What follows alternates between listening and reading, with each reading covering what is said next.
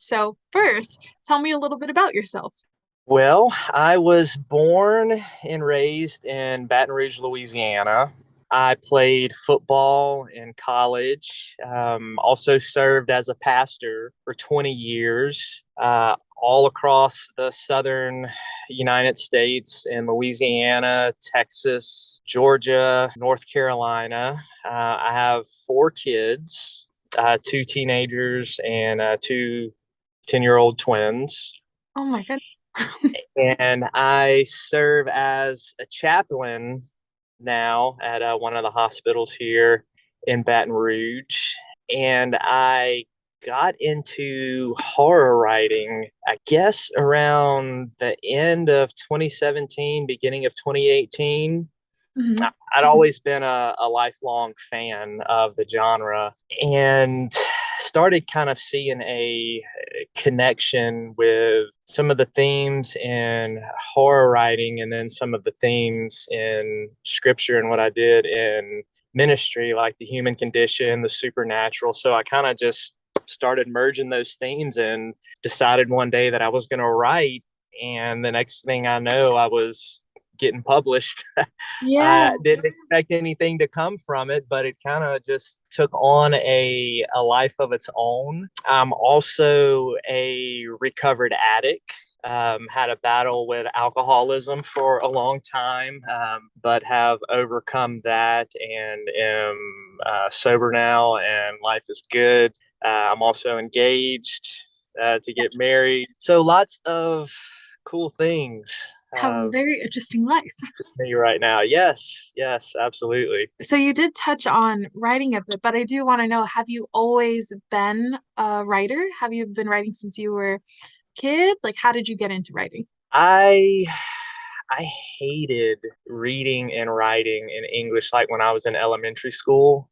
Right, yeah. Just was not Lots of kids do. not my I did not like it. It wasn't until I got into high school with some of my English lit classes Hmm. and started being introduced to some of the literature there that I really fell in love with reading. And then I got a hold of some Stephen King books when I was in high school, and that furthered my love for reading. But I didn't really start writing until college, and then I did two master's degree, a divinity degree, and a theology degree, and it was during those master's degrees that I really got in depth into to writing a lot and actually fell in love deeply with the craft and kind of I guess after writing theology and philosophy for all those years I didn't get bored with it, but I wanted to try something different. So I wanted to look at doing fiction writing and get into horror fiction. And it's quite different. There were things that I have to learn, things that I'm still learning. So now I kind of like to go back and forth. It helps keep me Yeah. fresh, helps keep my mind circulating in different ways. I'm jumping back and forth between writing fiction and then writing more technical stuff. But yes, it was during my master's degrees that I actually fell in love with writing. I know you touched on it a little bit, but how has your life experiences influenced your writing? It's influenced my writing a great deal. As a pastor, I've encountered people in their highest highs and their lowest lows. You walk with people through sickness, through death, also me walking through my own addiction, and also now helping other addicts in their recovery. That has influenced my writing.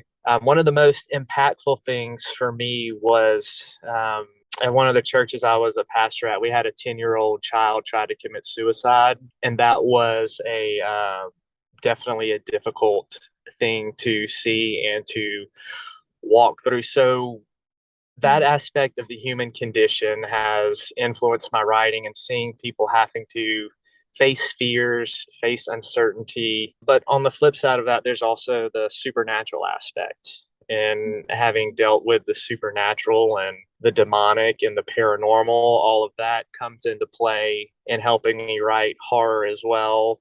and kind of bringing the reality of those experiences into my writing, into my stories, into my characters. One of the compliments I get a lot with my characters is just kind of how realistic they feel. And that's because I draw on all of these real life experiences when I'm creating my character. So, what I've gone through as a pastor and what I've gone through in my personal life has impacted my writing very much so. Yeah, I can tell. Can you tell me a little bit about your story with Raventail the Dawning? Like more about it? Yes, The Dawning is the first book in the Dreadful Death series. It'll be followed by The Gathering and then The Mourning. And this book takes place in the early 1800s about a young girl named Theodosia who is being pursued by a dark entity that her father, who is a professor in ancient religions, he's actually discovering these documents and studying these entities, not knowing that this demonic entity is pursuing his daughter while he is studying it. And it's an exploration into the depths of darkness. Theodosia gets just kind of just peels back the layer with each book as she submerges into the darkness. It's a possession tale. There's also some different creatures in it as well, because there's a plane kind of playing off of H.P. Lovecraft, that I go with the ethereal plane that is the realm of gods and monsters, that she's able to cross back and forth from. Entities are able to cross back and forth to the plane to try to access Theodosia and influence her. And the influence of this book comes from The Exorcist. Obviously, was a big influence. One of my favorite movies. Also, the book by William Peter Great. Blatty, The Exorcist, and Legion, two of my favorite horror novels.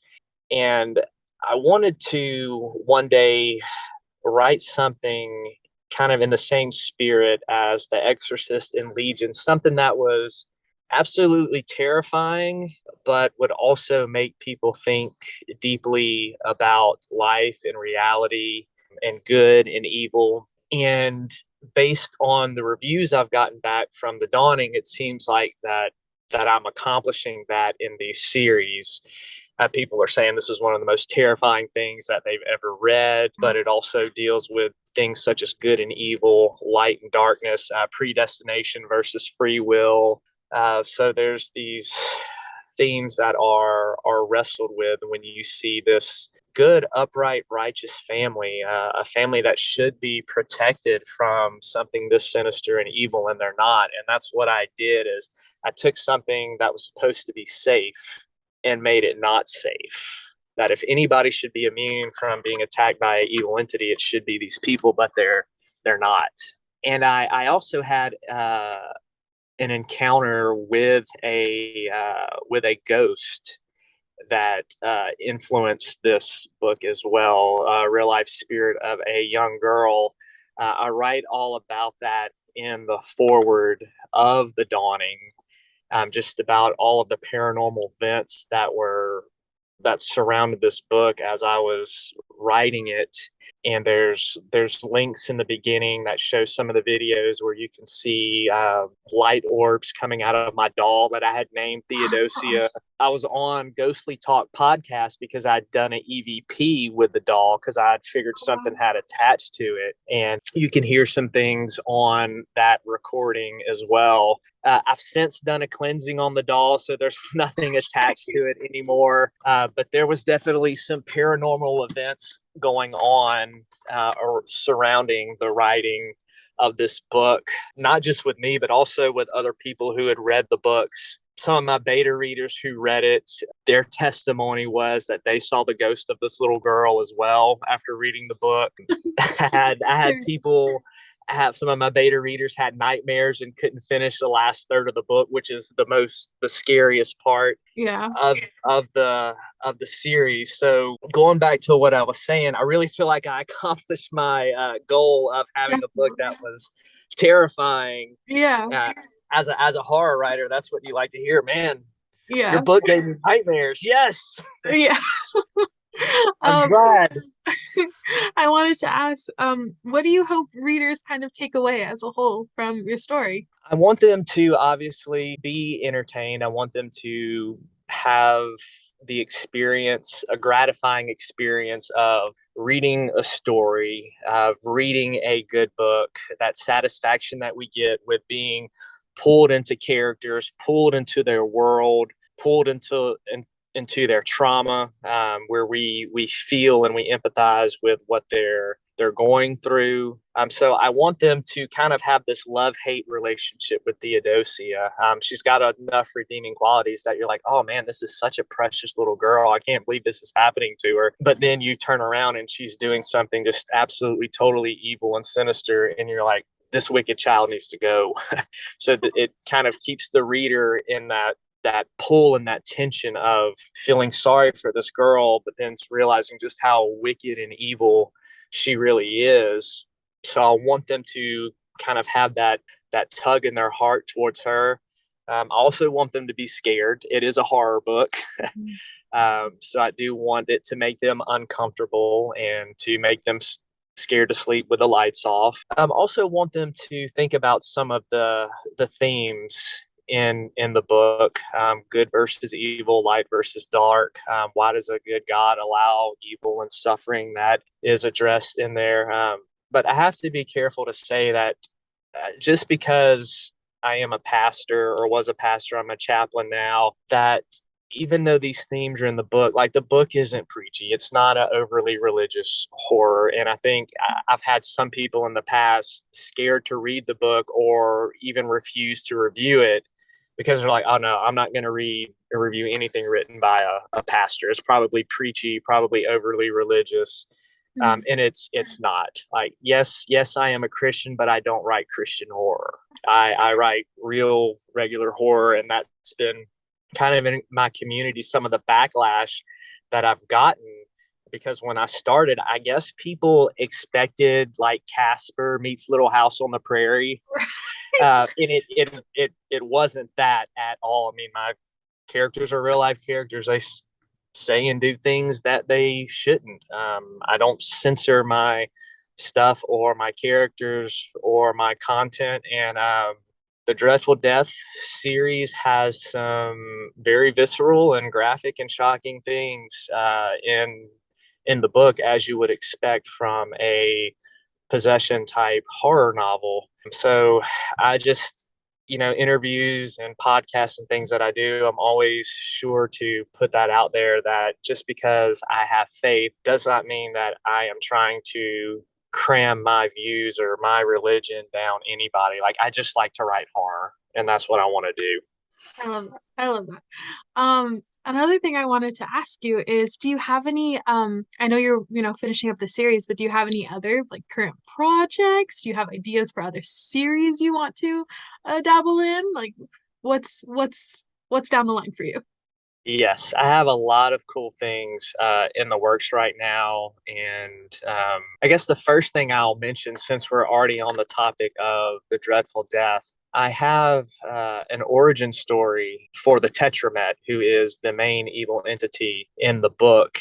And it has to do with Lilith. I know a lot of people who are familiar with horror are familiar with Lilith being Adam's first wife and the blood sucking child eater. So, what I've done is I've gone back and I've taken the Hebrew mythology of Lilith and also the mythology from Wiccan and witchcraft, and kind of blended those two mythologies together and created an origin story of Lilith and this entity, the Tetramet. And I've written it in kind of a mythological folk fantasy horror style. It's different than anything that I have ever done in any style that I've ever written in. So much so that some of my beta readers and the editor that I have editing it right now are kind of like, this is the most original thing I've ever read. Like, I haven't read anything quite like Oh, this. So it will be different. It's not going to be anything like The Dawning, not the same type of style. It's not going to be like my horror comedy that I have out, Johnny Walker Ranger, Demon Slayer. It's a style all on its own, and it's called The Gospel of Lilith. The other thing I have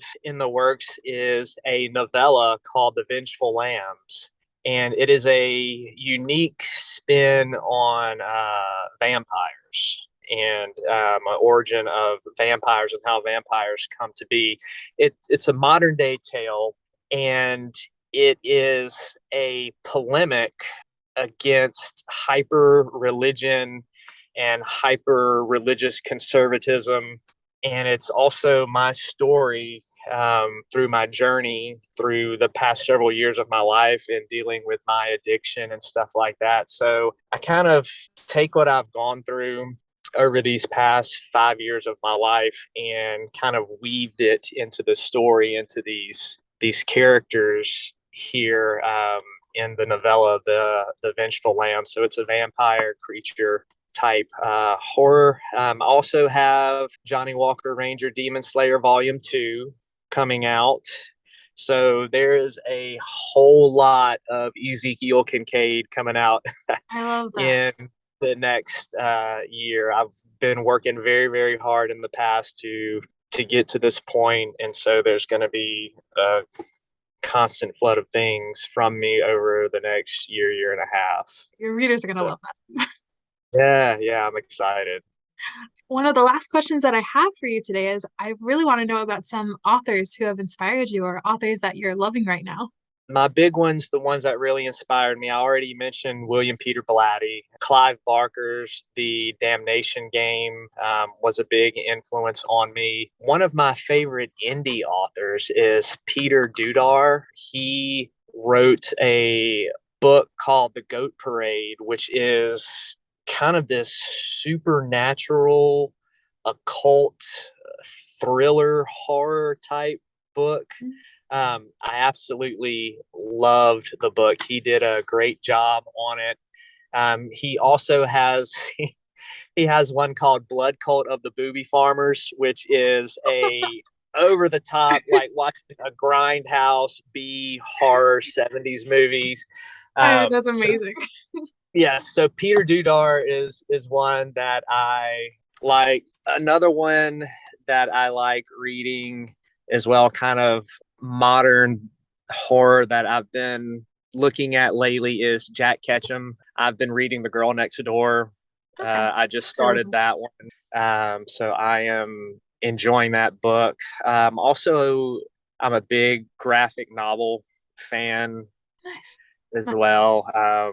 So currently I am reading, it's an older one called Outcast. It's about possession. So that's kind of what I'm into right now. But yeah, so currently that's where I'm at in my reading. Nice. Well, that's all I really had to ask for you today. But before you go, I want to know where can readers find you on social media? I am on Twitter at Ezekiel Kincaid, and Instagram is the same thing at Ezekiel Kincaid. And I just launched a new site. It's called The Paranormal Pastor. I'm still working on it, but I have the basis of it up there so people can go and see the content. But there's more stuff coming as I continually slowly work on uploading new content. So just social media, I made it easy at Ezekiel Kincaid for Twitter and Instagram. And then my website is The Paranormal Pastor. I also have stories, free stories for readers on Horror Bound and Puzzle Box Horror. And I also write for House of Stitch magazine, and you can get on their blog too. I have stories. I have a paranormal interview thing that I do called Into the Void, where I interview people involved with paranormal research and stuff like that. So, all those places you can find Ezekiel Kincaid. Do you have a TikTok? I don't yet, You need but to. I'm getting on there. My 17-year-old daughter is like a TikTok genius, Yeah. and so she's gonna be my TikTok. She's gonna run my TikTok from Yeah. for me. Yeah. Yeah, you definitely need to go on there. There's so many readers on there that I bet will love your book. Just have her make all the videos for you. Yes. Oh, There, that's the plan. I already told her I'm going to hire her. I told her I'd pay there you go. There you go. Wonderful. Well, thank you so much for sitting down and talking with me today.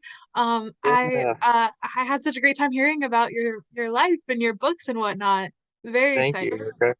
Yeah, thank you. Well, I hope you have a great rest of your day, and I can't wait to hear more about your work later on. All right. Sounds good. Thank you. You have a good one today. All right. Thanks, Erica. Bye. Bye.